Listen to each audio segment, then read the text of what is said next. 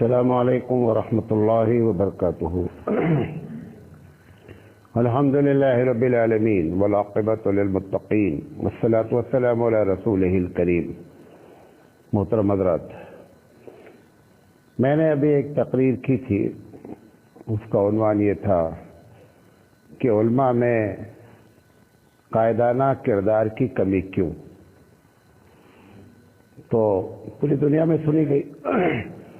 تو ایک صاحب نے اس میں یہ پوچھا کہ مولانا وہ علماء کہتے کسے ہیں، کون عالم ہے، اور وہ اپنا کردار کیسے ادا کریں، اس پر بھی آپ بات کریں۔ تو انشاءاللہ ہم 2-4 دن آپ کے ساتھ ہیں، اس پر ہم سلسلے وار جو ہے وہ آپ سے بات کریں گے۔ ہم اللہ تعالیٰ سے دعا کرتے ہیں کہ اللہ تعالیٰ ہمیں صحیح بات کہنے کی اور آپ کو صحیح بات سمجھنے کی توفیق عطا فرمائے۔ دیکھیں، اگر عالم کسے کہتے ہیں، دارالعلوم دیوبند سے فتویٰ پوچھا گیا کہ عالم کسے کہتے ہیں، تو دارالعلوم نے جو فتویٰ دیا کہ اصطلاحی عالم، یعنی جس کو عوام عالم سمجھتی ہے، اصطلاحی عالم تو وہ ہے کہ جس نے ایک خاص سلیبس کو صحیح استادوں سے تعلیم حاصل کیا ہو، وہ عوام کی اصطلاح میں یا اصطلاحی لحاظ سے وہ کیا ہے، وہ عالم ہے۔ پھر ان سے پوچھا گیا ہے کہ کیا عالم جو مدرسے سے فارغ ہے وہی عالم ہے؟ تو انہوں نے کہا یہ کوئی ضروری نہیں ہے۔ تو پھر اور بھی لوگوں اور بھی کتابیں ہم نے چھانی، تو ہم کو جو سمجھ میں آئی بات، اس میں جو بات میں کہہ رہا ہوں، اس سے ساری باتوں سے آپ اختلاف کر سکتے ہیں۔ ہم نے اس کو سمجھ کر کے آپ کو سمجھانے کے لیے کہ عالم حقیقت میں اگر تقسیم کیا جائے تو 3 طریقے کے ہوتے ہیں۔ تینوں کو عالم کہا جا سکتا ہے اور وہ حقیقت میں عالم ہے۔ پہلی چیز تو جو دارالعلوم نے بتائی، فتویٰ دیا، جس کو اصطلاحی عالم کہتے ہیں، کئی مدرسے سے فارغ ہے وہ، تو وہ اس کو عالم بولتے ہیں۔ دوسرا عالم صفاتی عالم ہے کہ جس کے اندر علماء کی صفت پائی جائے۔ اور تیسرا عالم ہے خاموش عالم، کرداری عالم ہے۔ یہ تینوں قسم کے لوگ جو ہے وہ عالم کی کیٹیگری میں آتے ہیں۔ یہ جو میں نے صفاتی عالم کہا اور خاموش اور کرداری عالم کہا، اس پر تھوڑی سی بات کریں گے، پھر انشاءاللہ کل گفتگو کریں گے۔ صفاتی عالم جو ہے حقیقت میں کہ اشاعت دین کو پھیلانے کے لیے وہ اس کا جو رول ہے، وہ حقیقت میں اگر وہ رول ادا کر رہا ہے تو وہ عالم کی کیٹیگری میں ہے۔ اس میں سب سے پہلے بہت سے لوگ ہیں کہ بہت اچھے مصنف ہیں، رائٹر ہیں، کتابیں لکھ سکتے ہیں، لیکن کیا اس کے علاوہ کچھ نہیں کر سکتے۔ تو یہ حقیقت میں اللہ کے دین کو عام کرنے کے لیے ایک طریقہ ہے، لہذا یہ عالم کے کیٹیگری میں، اس کو ہم نے صفاتی عالم مانا ہے۔ اسی طریقے سے کچھ لوگ ایسے ہیں کہ لیکن تقریر، جو صرف تقریر کرتے ہیں، اگر وہ تقریر بھی 2 طریقے کی ہوتی ہے۔ ایک تقریر وہ ہوتی ہے جو آپ سنتے ہیں کہ جس میں عبد القادر جیلانی رحمۃ اللہ علیہ کے اتنے کمالات بیان کیے جاتے ہیں جھوٹے، کہ سارے صحابہ کے مل کر اتنے کمالات نہیں ہیں جتنے عبد القادر جیلانی رحمۃ اللہ علیہ کے اکیلے ہیں، اور وہ 99% جھوٹ ہے۔ تقریر سے مراد کیا ہے؟ 3 چیزوں کی بات ہے۔ قرآن مجید نے کہا کہ اطیعوا اللہ، اللہ کی اطاعت کرو، واطیعوا رسول، اور رسول کی اطاعت کرو، وَأُولُو الْأَمْرِ مِنْكُمْ، اور جو بڑے ہیں، صاحب علم ہیں، جو بھی ان کو کہیں، جس کو اولو الامر قرآن کریم کہہ رہا ہے، کہ ان کی باتیں مانی جائیں. تو تقریر میں 3 باتیں جو بیان کرے وہ اصل مقرر ہے، بقیہ وائز ہیں، کہانی کس سے سنانے والے لوگ ہیں. حقیقت میں تقریر وہی ہوتی ہے کہ جس میں وہ جو عالم ہے تقریر کرتا ہے اور اپنی سمجھ سے، ہو سکتا ہے غلطی ہو، اپنی سمجھ سے وہ سمجھتا ہے کہ میں جو باتیں کہہ رہا ہوں یہ قرآن کی باتیں ہیں، میں جو باتیں کہہ رہا ہوں وہ اللہ کے رسول کی باتیں ہیں، میں جو باتیں کہہ رہا ہوں وہ اولو الامر کی مستند باتیں ہیں. جب یہ 3 باتیں تقریر میں کوئی کرتا ہے تو وہ حقیقت میں عالم ہے اور اللہ کے دین کو لوگوں تک پہنچانے کا ایک ذریعہ ہے. اور ویسے جو آپ تقریریں سن رہے ہیں جس میں نہ کوئی حوالہ ہے نہ کوئی باتیں ہیں، جو من میں آ رہا ہے بول رہے ہیں، یہ تقریر نہیں ہے، یہ قصہ کہانی ہے، لوگ سنا رہے ہیں. کیونکہ ہم بھارت واسیوں کو عرب میں یہ نہیں ہوتا ہے، عرب میں تقریر قصہ کہانی سناتا ہی نہیں ہے. یہ جو ایریا ہے جس ایریا میں ہم لوگ رہتے ہیں، یعنی ایشیا کا یہ علاقہ، ان کا اور ہمارا مزاج کیا ہے کس سے سننے کا. آپ بچوں کو بٹھال کر اپنے کنٹرول میں کرنا چاہتے ہیں، 8 سال 6 سال 5 سال، ان سے کہو ہم تم کو ایک کہانی سنائیں گے. جیسے ہی آپ بولیں گے کہانی سنائیں گے، وہ کچھ بھی باتیں کر رہے ہوں گے، ادھر ادھر ہوں گے، فوراً کس کی طرف متوجہ ہو جائیں گے؟ وہ کہانی کار کی طرف متوجہ ہو جائیں گے. کیوں؟ کیونکہ مزاجن ہم کہانی پسند ہیں. تو یہ دوسرا طریقہ ہے اشاعت دین کا. تیسری چیز جو ہے وہ دعوت ہے کہ ایک آدمی نہ تقریر کر رہا ہے، ایک آدمی نہ کیا کہتے ہیں تحریر کرتا ہے، لیکن دعوت کے کام کو وہ کیا کرتا ہے؟ بحسن خوبی انجام دیتا ہے. بحسن خوبی کا مطلب کیا؟ بحسن خوبی کا مطلب یہ ہے کہ طریقہ نبوی پر دعوت دینے کی فکر کرتا ہے. جو نبی کا طریقہ ہے اس طریقے پر دعوت دیتا ہے. دعوت تو بہت سے ہیں، ہم آپ کو دعوت دے رہے ہیں کہ آپ حنفی بن جائیے، کوئی دعوت دے رہا ہے کہ اہل حدیث بن جائیے، کوئی دعوت دے رہا ہے جماعت اسلامیہ بن جائیے. یہ دعوتیں سب محدود دعوتیں ہیں. اصل دعوت کس کی ہے؟ اصل دعوت اسلام کی دعوت ہے. اور اس کا طریقہ کیا ہونا چاہیے؟ اس کا طریقہ نبوی ہونا چاہیے. ہمارے نبی کریم صلی اللہ علیہ وسلم نے جو دعوت کا طریقہ اختیار فرمایا، لوگوں کو دین کی طرف بلانے کا جو طریقہ اختیار فرمایا، اس طریقے پر منہج نبوت جسے کہتے ہیں، اس طریقے پر دعوت دی جائے. طریقہ کار علاقے کے لحاظ سے، ضرورت کے لحاظ سے، صلاحیت کے لحاظ سے. 3 باتیں کہی. طریقہ کار ضرورت کے لحاظ سے، صلاحیت کے لحاظ سے، علاقے کے لحاظ سے، ہو سکتا ہے الگ ہو. کیوں؟ اللہ کے رسول صلی اللہ علیہ وسلم بھی وہ بھی طریقے منہج نبوی ہے. آپ صلی اللہ علیہ وسلم نے فرمایا کہ لوگوں سے گفتگو کرو، ان کا آئی کیو، ان کا مینٹل دیکھ کر بات کرو کہ کس کیٹیگری کے لوگ آپ کے سامنے بیٹھے ہوئے ہیں. آپ گاؤں میں بات کر رہے ہیں اور آپ نے جو ہے وہ فقہی اصطلاحات اور قرآن کی اصطلاحات شروع کر کے تقریر شروع کر دیا، چونکہ چنانچہ یہ وہ یہ نہیں طریقہ ہے.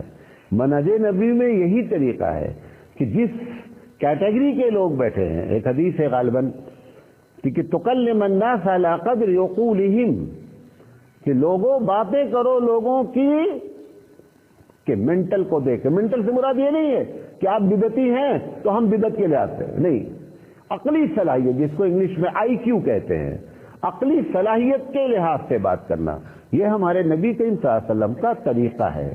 یا حالات خراب ہو جائے، حالات بھی خراب ہو جاتے ہیں تو دعوت کا کام نہیں رکتا ہے. دعوت کا طریقہ کیا ہوتا ہے؟ چینج ہوتا ہے. اللہ کے رسول صلی اللہ علیہ وسلم پر شروع میں جب دعوت آپ نے شروع کیا، حالات بہت ٹائٹ تھے. 3 سال تک انڈر گراؤنڈ دعوت چلتی رہی. انڈر گراؤنڈ سمجھتے کہ آپ کو دعوت دی، کہا بھیا اگر نہیں سمجھ میں آئے تو کسی دوسرے سے نہیں کہنا، ہمارا بس یہیں تک معاملے کو کیا کر دینا، ختم کر دینا. جب اللہ نے کہا محمد صلی اللہ علیہ وسلم اب یہ انڈر گراؤنڈ دعوت بند کر دیجئے، فاصدع بما تؤمر، کہ اب تم کو حکم دیا جا رہا ہے کہ آپ کھلے عام دعوت دیجئے. تو پتہ کیا چلا کہ حالات کی بنیاد پر دعوت کے طریقہ کار میں تبدیلیاں ہوتی رہتی ہیں۔ تو تیسری چیز ہے کہ عالم وہ ہے جو حقیقت میں منہج نبوی، طریقے نبوی پر دعوت کا کام کر رہا ہے، وہ اصل دعوت ہے۔ اور بقیہ اپنے مسلک کی، اپنی تحریک کی، اپنے پارٹی کی دعوت دینا، یہ ٹھیک ہے آپ دعوت دے رہے ہیں، لیکن یہ دعوت اسلام نہیں ہے۔ اور یہ ایک بڑی وجہ بنی کہ ہم اسلام کی دعوت سے دور ہو گئے، اور اب ہم کو اس بات سے خوشی ہوتی ہے کہ ایک آدمی نے رفع الیدین کر لیا، اس سے ہمیں خوشی ہوتی ہے۔ ایک آدمی حرام سے بچ گیا، اس کی ہم کو زیادہ خوشی نہیں ہوتی ہے۔ ہم نے ایک آدمی کو رفع الیدین کروا دیا، اس پر ہم کو خوشی زیادہ ہے۔ ایک آدمی جماعت میں چلا گیا، اس پر ہم کو خوشی ہے۔ ایک آدمی ہمارے جماعت کا رکن بن گیا، اس پر خوشی ہے۔ لیکن اس پر ہم کو خوشی نہیں ہے کہ وہ دین کا کیا ہو گیا، اسلام کا عامل ہو گیا، اسلام پر عمل کرنے والا ہو گیا، وہ ہم کو خوشی نہیں ہوتی ہے۔ یہ منہج نبوی نہیں ہے۔ منہج نبوی کہ اسلام کی دعوت دی جائے۔ تو یہ تیسرا کام ہوتا ہے عالم کا کہ اگر کوئی یہ کر رہا ہے تو وہ بھی عالم کیا کیٹیگری میں ہے۔ چوتھا کام کیوں، اور یہ سب کہاں سے نکالا گیا ہے؟ یہ نبی کریم صلی اللہ علیہ وسلم کی سیرت سے۔ جب والذی بعث فی الامیین رسولہ، ایک جگہ کہا گیا کہ بعث فی الامیین، کہ لوگوں کو امیین میں بھیجا گیا تاکہ کیا کریں، وہ چار کاموں کو، اس میں تعلیم مقدم کیا گیا۔ تعلیم مقدم تو بڑا نمبر ہے، تعلیم کرنے والا ہو۔ تو چوتھا کام کیا ہے؟ تعلیم ہے۔ تعلیم مکتب کی ہو سکتی ہے، تعلیم حفظ کی ہو سکتی ہے، تعلیم عالم بنانے کی ہو سکتی ہے۔ یہ جو تعلیم کر رہا ہے یہ حقیقت میں نیچے، کیوں اوپر والے ہی اگر تعلیم مانا جائے گا تو اوپر کی چھت پہلے نیچے بنیاد پڑتی تب چھت پڑتی ہے۔ ایسا نہیں کیا جائے کہ مولانا زراعت صاحب بخاری پڑھا رہے ہیں تو تعلیم دے رہے ہیں، اور ایک آدمی گاؤں میں بیٹھا ہوا مکتب پڑھا رہا تو کچھ نہیں کر رہا۔ مولانا کا بخاری والے بچے ملے کہاں سے ہیں؟ اسی مکتب سے نکل کر جس نے بنیاد رکھی تھی، اسی کی بنیاد پر مولانا زراعت کو بخاری پڑھانے والے مل گئے نا۔ لہذا یہ نہ کیا جائے، نہ ہم جیسے لوگوں کو یہ سوچنا چاہیے کہ نیچے کے یہ لوگ جو پڑھانے والے ہیں ان کی کوئی ویلیو نہیں ہے۔ یہ بنیاد ہے، اور بنیاد بہت سوچ سمجھ کر ٹھوس انداز میں رکھے جاتی ہے۔ آپ کو معلوم ہے پلرس میں جتنا نیچے خرچہ ہوتا ہے اوپر کوئی خاص خرچہ نہیں ہوتا ہے۔ اصل پلرس میں نیچے خرچہ ہوتا ہے، اور جو سب اڑ جاتا ہے نا تو دنادن عمارت بنتی چلی جاتی ہے، لیکن نیچے میں اتنا میٹیریل لگتا ہے، اتنی محنت ہوتی ہے جس کا کوئی جواب نہیں ہے۔ لہذا میں یہ کہنا چاہتا ہوں کہ نیچے پڑھانے والوں کو کم نہیں سمجھا جائے۔ یورپ وغیرہ میں بہت سے ایسے اسکول ہیں کہ ایل کے جی یو کے جی والوں کی تنخواہیں بنسبت لیکچرر سے زیادہ رکھی گئی ہیں، کیونکہ یہ بنیاد بھر رہے ہیں، اور بنیاد میں اگر گڑبڑی ہو جائے گی نتیجہ کیا نکلے گا؟ پوری عمارت خراب ہو جائے گی۔ بہرحال تو چوتھی بات میں نے کیا کہی کہ عالم وہ بھی ہے کہ جو دین کے اشاعت میں تعلیم میں لگا ہوا ہے۔ پانچویں چیز سیاست ہے۔ عالم ایک عالم ہے جو سیاست کرتا ہے۔ سیاست سے مراد آپ کی راجنیت اور آپ کی سیاست نہیں ہے۔ حبیب مصطفیٰ کی طرح کیا کرتا ہے؟ سیاست کرتا ہے۔ پوری زندگی نبی کریم صلی اللہ علیہ وسلم کی اگر سیاست کو ہم آپ کو شارٹ میں بتائیں تو تین چیزیں ہوتی ہیں سیاست میں۔ اسلامی سیاست جسے کہتے ہیں، اسلامی راجنیت جسے کہتے ہیں، اس میں تین چیزیں ہوتی ہیں۔ پہلی وجہ یہ ہوتی ہے کہ اسلام کیسے اس دنیا میں غالب ہو، اس کے سارے سسٹم اختیار کرتا ہے سیاستدان۔ لِيُظْهِرَهُ عَلَى الدِّينِ كُلِّهِ، آیا ہی اسلام اس لیے ہے کہ دین تمام پر، دین اسلام جو ہے وہ تمام پر غالب ہو جائے۔ غالب کیوں ہو جائے؟ کیوں غلبہ چاہتا ہے اسلام؟ جب تک غلبہ نہیں ہوتا ہے، جب تک طاقت نہیں ہوتی ہے، جب تک پاور نہیں ہوتا ہے، تب تک آپ اس دنیا سے ظلم کو مٹانے کی یوگیتا نہیں رکھتے۔ ظلم کیسے مٹتا ہے؟ بھائی یہ قالین ہے، بچھا ہوا ہے، مجھے بہت پسند ہے، آپ کہہ رہے نہیں اس کو اٹھاؤ، مجھے نہیں پسند ہے۔ اب ایک کہہ رہا پسند ہے، ایک کہہ رہا نہیں پسند ہے۔ اگر جو اس میں طاقت والا ہوگا اس کی بات چلے گی، طاقت والے جو نہیں ہوگا اس کی بات نہیں چلے گی۔ تو طاقت غلبہ اسلام اس لیے چاہتا ہے کہ اس دنیا میں ظلم سے لوگوں کو کیا ملے، چھٹکارا ملے، مظلوم جو ہے نا اس کی سہایتا اور مدد ہو سکے۔ اس لیے اسلام سیاست چاہتا ہے۔ اسلام اس لیے سیاست نہیں چاہتا عیاشی کرنے کے لیے، بدماشی کرنے کے لیے اور اپنی پراپرٹی بنانے کے لیے، اسلام اس کے لیے سیاست نہیں چاہتا۔ حضرت عمر رضی اللہ تعالیٰ عنہ اتنے بڑے سیاست دان ہیں کہ گاندھی جی جیسا آدمی کہتا ہے اگر کسی کو راجنیتج بننا ہے تو عمر کی آپ تاریخ پڑھیں، عمر کی بایوگرافی پڑھیں، ان کی جیون کی باتیں پڑھیں، تب آپ اچھے راجنیتک ہو سکتے۔ کیوں؟ جس وقت امیر المومنین حضرت عمر رضی اللہ تعالیٰ عنہ کا انتقال ہوا ہے اس وقت وہ مقروض تھے۔ ہمارے سیاستدان مر جاتے ہیں تو 4 نسل کھاتی ہے، کھاتی نہیں کھاتی، 4 نسل کھاتی۔ یہ سیاست نہیں، ہم اس کی سیاست کی بات نہیں کر رہے، ہم تو جس سیاست کی بات کر رہے ہیں کہ نمبر 1 دین کے غلبے کے لیے اس کے پاس سوچ ہونی چاہیے اس عالم کے پاس۔ نمبر 2 ظلم سے چھٹکارا کیسے حاصل کیا جائے اس کی ٹیکنک استعمال ہو، اس کا طریقہ کار استعمال ہو۔ اور تیسری چیز یہ ہے کہ اس دنیا میں کیسے ہاؤ ٹو مینٹین دا پیس، دنیا میں سکون کیسے برقرار ہو، کیا ترکیب اختیار کی جائے کہ سارے لوگ اس دھرتی پر کیسے رہیں، امن و شانتی کے ساتھ رہیں، لوگوں کی عزت محسوس ہو کہ محفوظ ہے، عورتیں اس بات کو محسوس کریں کہ ہم اگر اکیلے بھی رات میں نکلے ہیں تو کوئی مائی کا لال ایسا نہیں ہے جو ہم کو چھیڑ دے۔ حبیب مصطفیٰ نے شروع میں خوشخبری دی تھی، ابھی تو اسلامی ریاست قائم بھی نہیں ہوئی تھی، آپ نے فرمایا تھا نوٹ کر لینا، ایک وقت ایسا آئے گا کہ حضرہ موت سے ایک عورت نکلے گی اور اکیلے آ کر کے حج کرے گی اور یہاں سے وہاں تک اتنی سیفٹی ہوگی کہ کسی کی ہمت نہیں ہوگی کہ اس عورت کو چھیڑ دے۔